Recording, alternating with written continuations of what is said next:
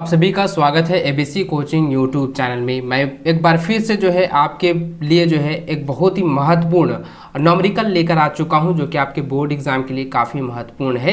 आप exam science की दे रहे हैं, अगर आप सब्जेक्टिव ऑब्जेक्टिव बना लेते हैं लेकिन न्यूमेरिकल आप लोगों का छूट जाता है तो आप जो है काफ़ी बड़ी मुसीबत में फंस जाओगे। आपका 5 नंबर जो है आप लोगों का कट जाएगा। तो दोस्तों आप लोगों को न्यूमेरिकल नहीं छोड़ना है। न्यूमेरिकल में आप लोगों का 5 नंबर दिया जाता है। इस वीडियो में आपको जो है मस्ट वीबीआई न्यूमेरिकल आप लोगों को बताने वाला हूं, आप लोगों को अच्छे से समझना है। इसी से जो है आपके जितने भी न्यूमेरिकल आपको बताने वाला हूं, 4-5 न्यूमेरिकल बताऊंगा, उसमें से आपका जो है 2 न्यूमेरिकल 100% जो है आपकी बोर्ड की परीक्षा में आने वाला है। ठीक है, तो इस वीडियो को आप लोग अंत तक देखेंगे। वीडियो अच्छे लगे तो वीडियो को लाइक शेयर जरूर करेंगे।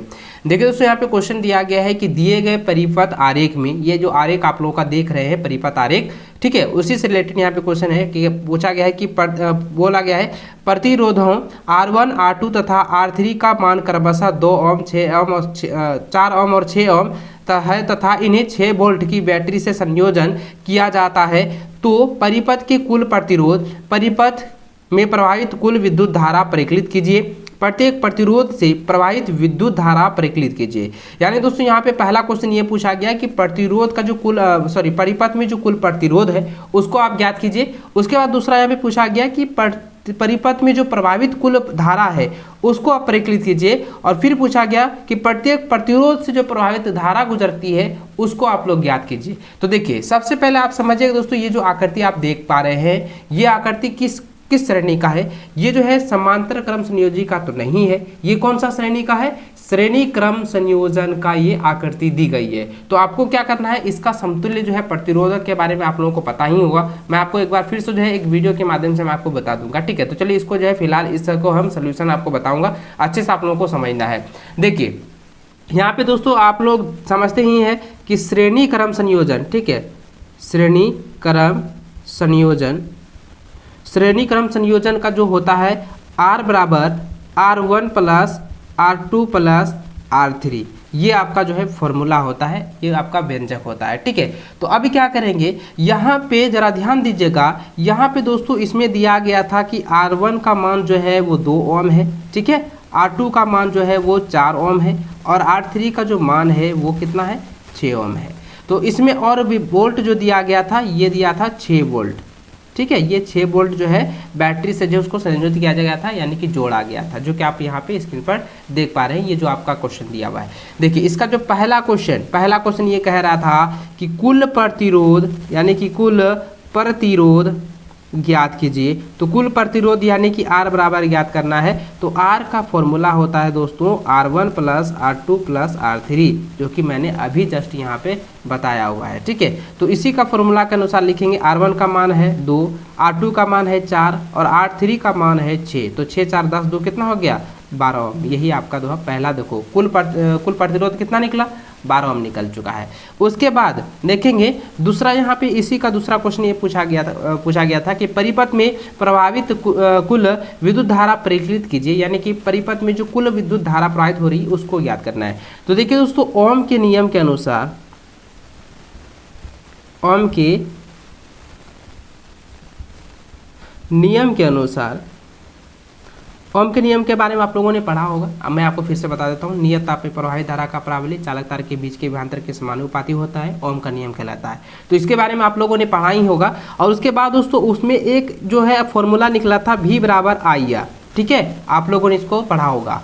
तो यहाँ पे करना क्या है, ये पूछा गया था यहाँ पे कुल विद्युत धारा परिकलित कीजिए। तो कुल विद्युत धारा जो है हमको परिकलित करना है। तो देखिए, और I बराबर फॉर्मूला क्या होता है, V बट्टा R होता है। तो V बट्टा R आपको यहाँ पे निकालना है। तो जरा ध्यान दीजिएगा, ये जो R आपका दिया गया है ये कुल प्रतिरोध है, यानी कुल प्रतिरोध जो यहाँ पे हम लोगों ने निकाला है। तो V का मान कितना है, वोल्ट का मान कितना है, 6 वोल्ट दिया है ना। तो यहाँ पे क्या लिखेंगे, 6 हो जाएगा और यहाँ पे क्या हो जाएगा 12, यानी कि 1 बट्टा हो जाएगा 2, इसको निकालेंगे 0.5 एम्पियर। तो देखो कुल जो है धारा कितना निकल गया, 0.5 एम्पियर निकल गया। ठीक है, अब देखिए इसी का जो है तीसरा यहाँ पे बोला गया है कि प्रत्येक प्रतिरोध से प्रवाहित विद्युत धारा परिकलित कीजिए। अब प्रत्येक प्रतिरोध से, यानी 3 को प्रतिरोध है, तीनों प्रतिरोधकों का जो है धारा हमको जो परिकलित करना है। ठीक है, तो देखिए यहाँ पे ये श्रेणी क्रम संयोजन है ना। तो श्रेणी क्रम संयोजन का सबसे पहले लिखेंगे C नंबर में R1 से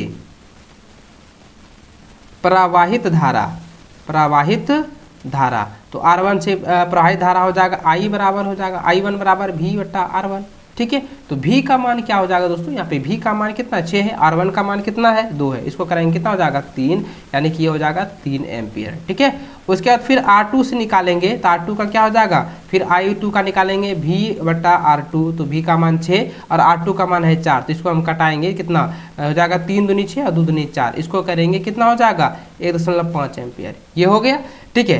उसके बाद R3 का निकालेंगे, R3 का प्रवाहित धारा हो जाएगा यानी कि I3 बराबर हो जाएगा V बट्टा R3, तो इसको निकालेंगे 6 बट्टा कितना हो जाएगा 6, तो इसको कटाएंगे कितना हो जाएगा 1 एम्पियर। ये देखो R1 R2 R3 का जो है तीनों का जो मैंने जो है इसका परिकलन कर चुका है, ठीक है। तो दोस्तों इस वीडियो में आप लोग कहीं पे भी आप लोगों को मिस्टेक लगा होगा और कहीं पे आपको यहाँ पे समझ नहीं आएगा, नीचे कमेंट करके जरूर बताएंगे। ये न्यूमेरिकल को आप लोगों को अच्छे से समझना बहुत ही इंपॉर्टेंट है। तो चलिए दोस्तों नेक्स्ट न्यूमेरिकल को देखते हैं।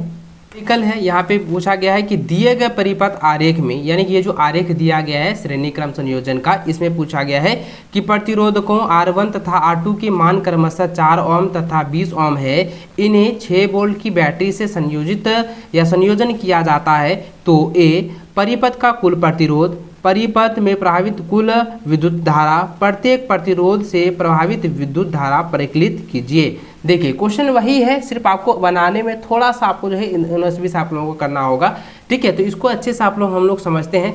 देखिए इसमें जो है R1 और R2 सिर्फ ही दिया गया है, ठीक है। तो देखिए ये वाला जो श्रेणी क्रम में दिया गया है, R1 का मान दिया हुआ है 4 ओम, ठीक है, और R2 का मान जो दिया गया है ये कितना दिया गया था, वो 20 ओम दिया गया था, ठीक है। मैं आपको यहाँ पे फिर से आपको दिखा देता हूँ। देखो यहाँ पे जो दिया गया है कि ये 4 ओम दिया गया है R1 का मान, और R2 का मान जो है कितना 20 ओम दिया हुआ है, और यहाँ पे वोल्ट कितना दिया है, वोल्ट जो है कितना है 6 वोल्ट दिया हुआ है, 6 वोल्ट आप लोगों का दिया हुआ है ना।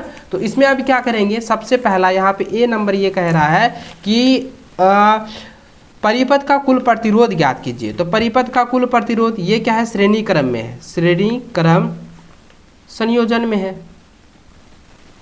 संयोजन के अनुसार, श्रेणी क्रम संयोजन के अनुसार, तो हो जाएगा R बराबर R1 प्लस R2, तो क्या हो जाएगा, लिखेंगे 4 प्लस कितना हो जाएगा 20, तो कितना हो गया 24 ओम हो गया, ये हो गया कुल प्रतिरोध, ठीक है। उसके बाद दूसरा क्वेश्चन इसी में जो है B नंबर पूछा गया कि परिपथ में प्रभावित कुल विद्युत धारा ज्ञात कीजिए। तो कुल विद्युत धारा ज्ञात करेंगे तो ओम के नियम के अनुसार, ओम के नियम से या ओम के नियमानुसार आप इस तरह से कह सकते हैं कि ओम के नियम से ये कहा गया कि I बराबर V बट्टा R होता है। तो बच्चों तो V का मान कितना है, V का मान यहाँ पे 6 दिया गया है, और R का मान कुल प्रतिरोध निकला 24, तो इसको निकालेंगे तो 6 चुके कितना होता है 24, तो निकालेंगे कितना हो जाएगा, इसको हम अगर कटाते हैं, देखो 4 से अगर भाग देते हैं 1 में तो कहेगा नहीं, दशमलव देंगे ना, तो यहाँ पे आ जाएगा 0, तो 0 हो जाएगा कितना 4 दूनी 8 हो जाएगा, ठीक है, 4 दूनी कितना 8 हो गया, तो फिर यहाँ पे बचेगा 2 5, यानी कि कितना हो जाएगा 0.25, ठीक है। ये आपका जो है एम्पियर हो गया, ये आपका धारा निकल गया ओम के नियम के अनुसार। उसके के बाद जो है दोस्तों तीसरा यहाँ पे कह रहा है कि प्रत्येक प्रतिरोध के प्रभावित विद्युत धारा परिकलित कीजिए। तो प्रत्येक प्रतिरोधों से प्रभावित विद्युत धारा, तो यानी 2 का प्रतिरोध दिया है ना, तो इसका जो है तीनों प्रतिरोध का निकालेंगे। तो देखो R1 से